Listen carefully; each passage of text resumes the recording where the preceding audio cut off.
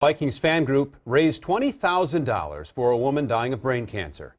Just one problem. That group now believes it may have been a hoax. And Vikings fans are not the only ones being targeted. Tom Leiden's been working on this story all day. And Tom, how was she able to convince people that she actually had brain cancer? Yeah, you know what? She really didn't have to convince them. They just took her at her word. And you can see how it could happen. It's so easy. You know, it was 2 years ago that she contacted the Viking superfan group called Viking World Order. She told them she had terminal brain cancer. They do a lot of charity work, and they wanted to help. But now they believe they fell for a con artist who preyed on their kind hearts. There she was on draft day, hoisted above the fans, even making it into the Star Tribune.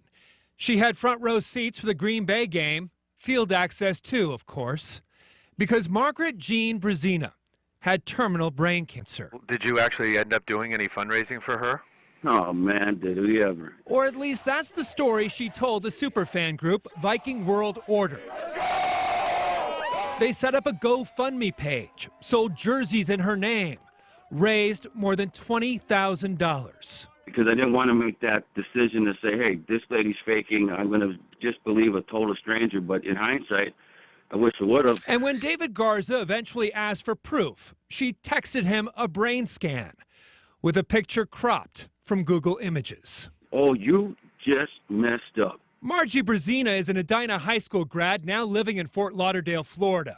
She has a rap sheet in both states for theft and fraud and a half-dozen aliases. She's allegedly told the same story to Miami Dolphin fans.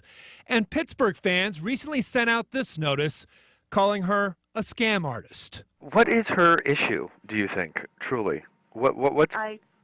She doesn't have a job. She has no income. Melinda Mossberg is a former friend in Florida and a diehard Vikings fan who finally blew the whistle. How do you prove someone doesn't have cancer? And who wants to be the villain to say she doesn't have cancer? And I felt really used and taken. Joe Lamont took her to that Green Bay game, even loaned her money, and began to wonder why she never took medication, why she drank so much. The walls of belief started crashing down. The lady turned out to be a pretty mean person. She threatened to sue the people who gave her money.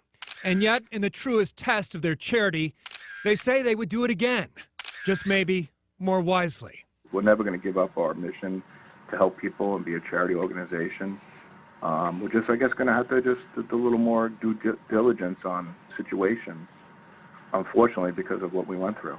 But we're never going to stop helping people. We tried in vain to contact Margie Brezina today, left messages on her numbers in Florida. She's taken down her social media profile. We even reached out to family members here in Minnesota, but never heard back. We should point out the Vikings have nothing to do with this fan group, and they told us they were unaware of this whole issue until we brought it to their attention today. And when you look at it from this perspective, Tom, it seems terribly simple to pull off. Does. And it raises the question, does this happen often? And is there anything, you heard Tom say, we're going to do this, we're going to do it more wisely. Is there anything these groups can do to foresee this sort of thing? Incredibly common. It's usually about the same take. And by the way, the penalties are usually a couple days in jail for this kind of theft and really a couple $100 fine. I talked to some charity groups today about what they would recommend, and they say, here's the deal. Be familiar with the story. If you're going to give money to someone, hopefully you are familiar kind of personally with people connected with them. The farther away you are from the person who says they have cancer or any other kind of malady, the more likely it is you may be scammed.